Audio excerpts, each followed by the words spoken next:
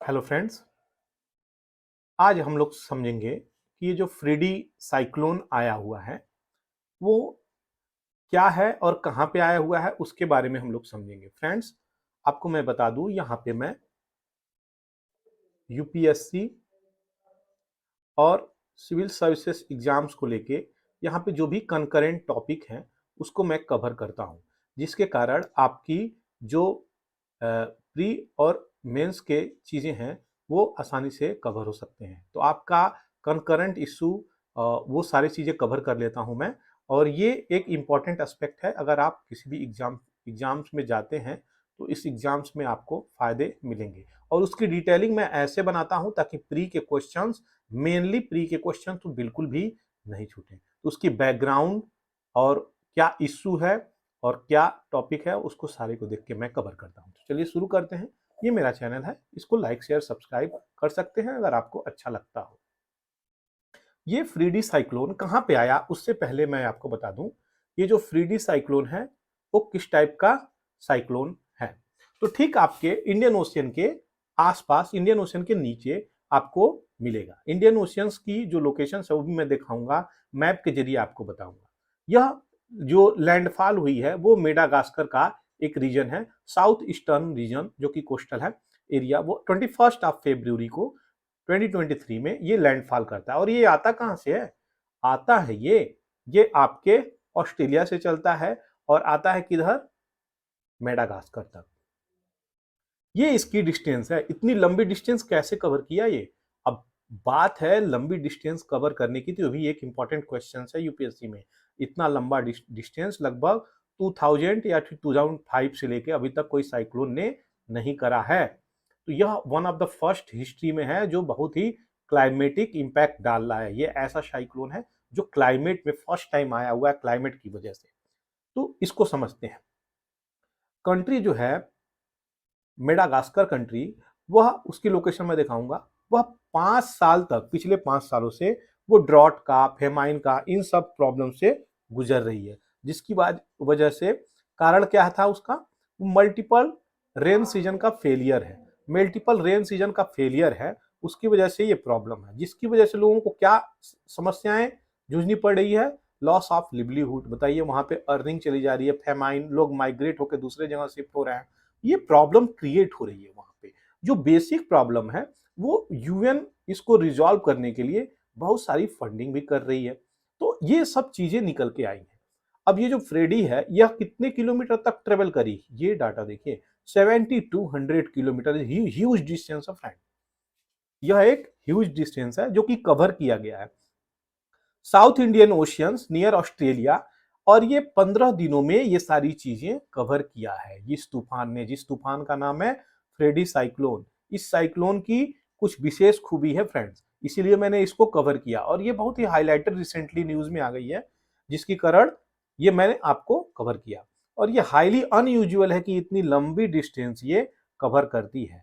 नहीं तो ये सारी चीजों में लगभग चीजें आपकी वही 600, 800 ऐसे, 1000, 1500 ऐसे, इतनी लंबी डिस्टेंस कवर करना ये one of the major aspect है कि कैसे इतनी लंबी चीजें करी, जिसके कारण यूएन के क्लाइमेट एजेंसी, वर्ल्ड की क्लाइमेट एजेंसी, ये सारे इस पे ध्यान रखे हैं।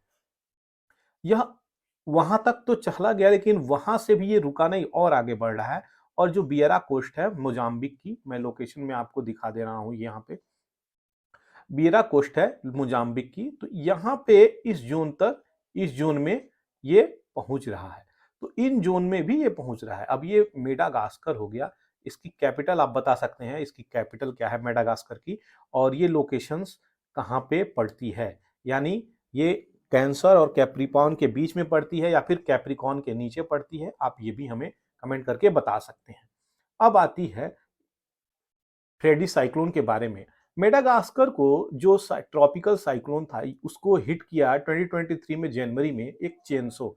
चेंसो ने भी हिट किया था। ये तो फ्रेडी आया ही, चेंसो भी 2023 में जनवरी में north eastern part of the country, ये north eastern part of the country hit की। लेकिन फ्रेडी जो थी वो साउथ ईस्टर्न कोस्ट में आई, ये अंतर समझिएगा। एक नाम है एना, यह भी एक तूफान है जो 2022 में आई।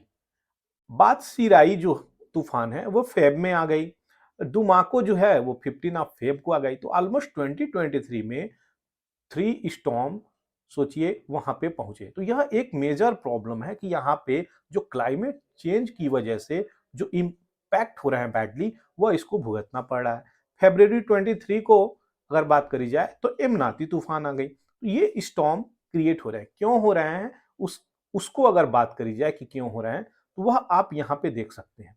सबसे पहले मैं आपको बता दूं, ये जो तूफान क्रिएट हो रहा है उसके कारण क्लाइमेट चेंज ही है। क्लाइमेट चेंज, ग्लोबल वार्मिंग, ये प्रॉब्लम इसको इंडिकेट करा गया है।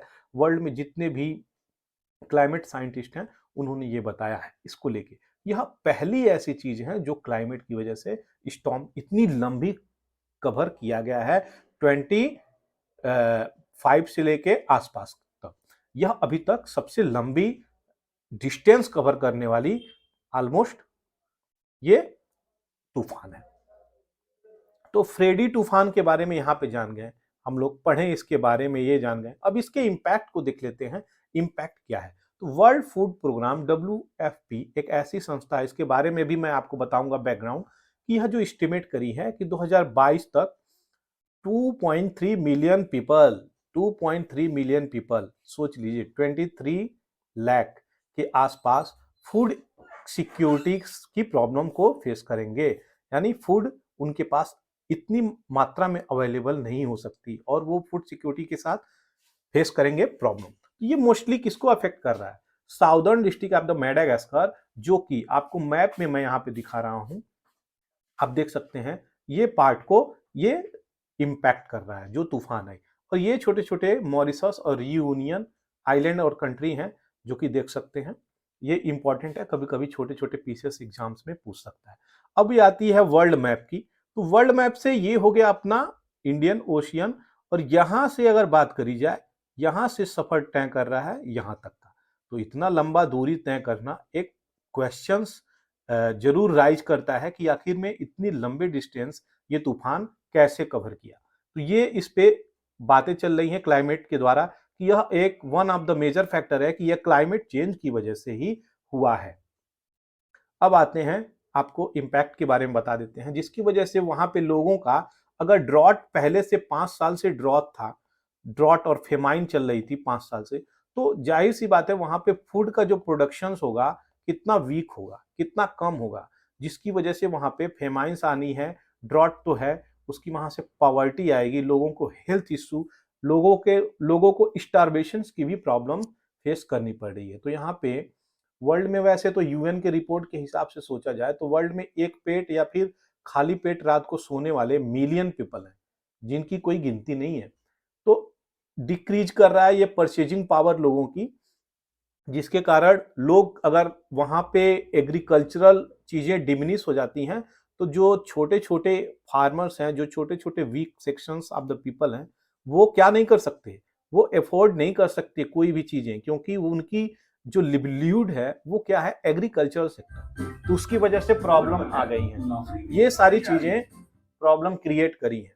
ये ड्रॉट ड्रॉट ड्रॉट भी एक मेजर प्रॉब्लम है, जिसकी वजह से ये चीजें हुई। अब क्लाइमेट चेंज जो मैं आपको आगे ही बता दिया, यहाँ पे world first famine cause due to climate change, ये यहाँ पे इंपॉर्टेंट चीजें हैं कि ये पहली मानी जा रही है किसके द्वारा, वर्ल्ड फूड प्रोग्राम के द्वारा। और ये पहली बोली जा रही है कि ये पहली ऐसी चीजें जो फेमाइन हुई है क्लाइमेट चेंज के द्वारा। पॉवर्टी में राइज हो रही है, माइग्रेशन हो रही है, और भी कई प्रकार से प्रॉब्लम चीजें क्रिएट हो रही है। तो ये इंपॉर्टेंट चीज है जो इस जोन को इफेक्ट और इंपैक्ट कर रहा है। आप यहाँ पे देख सकते हैं, ये अपना लोकेशन है प्यारा, और ये अपना प्यारी इंडिया, इस इंडिया से नीचे से इंडियन ओशियन है और यहाँ पे इंपैक्ट कर रही है। तो ये जो पार्ट आता है, ये नॉर्दर्न पार्ट और ये साउदर्न पार्ट, इस पार्ट को ज्यादा ये फ्रेडो इंपैक्ट कर रही है। अब बात आती है वर्ल्ड फूड प्रोग्राम की। वर्ल्ड फूड प्रोग्राम को देख लेते हैं। इसकी अगर फॉर्मेशंस बताई गई तो 1961 में हो गई, और यह इंटर गवर्नमेंटल एक ऑर्गेनाइजेशन है जो कि अभी एक्टिव है। हेडक्वार्टर इसका रोम और इटली में है, इसकी हेड डेविड बेस्ली हैं, और पेरेंट ऑर्गेनाइजेशन है यूएन जनरल असेंबली की। तो यह एक ऐसी ऑर्गेनाइजेशन है जिसके तहत 21,000 ऑफ द पीपल वर्क हैं, और इसको रिसेंटली 2020 में कई बार क्वेश्चंस ये पीसीएस में पूछे जा चुके हैं, और आशा है आगे भी क्वेश्चंस इसमें आएंगे।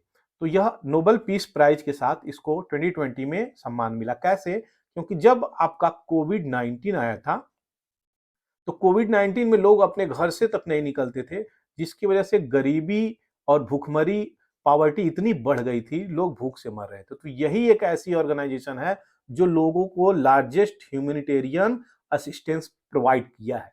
तो लोगों को कम से कम भोजन तो मिले, इतना तो ये ख्याल रखता है। ये ऐसी बॉडी है। इस चीज को आप समझिए, और सोशल सेफ्टी प्रोग्राम्स और क्लाइमेट चेंज, इस सब चीज को, ह्यूमैनिटेरियन वर्कर, इस सब चीज को ये कवर करता है। और सस्टेनेबल डेवलपमेंट को तो देखता ही है। एसडीजी 2 जो जीरो हंगर है, वह ज्यादा फोकस करता है, जो कि टारगेट है क्या, 2030 की। एसडीजी की अगर बात करी जाए तो एसडीजी में कितने गोल्स हैं? एसडीजी में 17 गोल्स हैं, 169 के आसपास टारगेट है। ये इसके प्रोग्राम है। अब यहाँ पे देख लीजिए, यहाँ से जो मैंने बताया, इस लोकेशंस को इम्पैक्ट किया, लेकिन मेनली फ्रीडो यहाँ पे इम्पैक्ट करता है। ये इसकी पूरी राम कहानी मैं आपको बता दिया। ये मेरा चैनल है, आप चैनल पे फीडबैक दिए बिना बिल्कुल नहीं जाएं। थैंक यू फॉर वॉचिंग पूरा एकेडमी।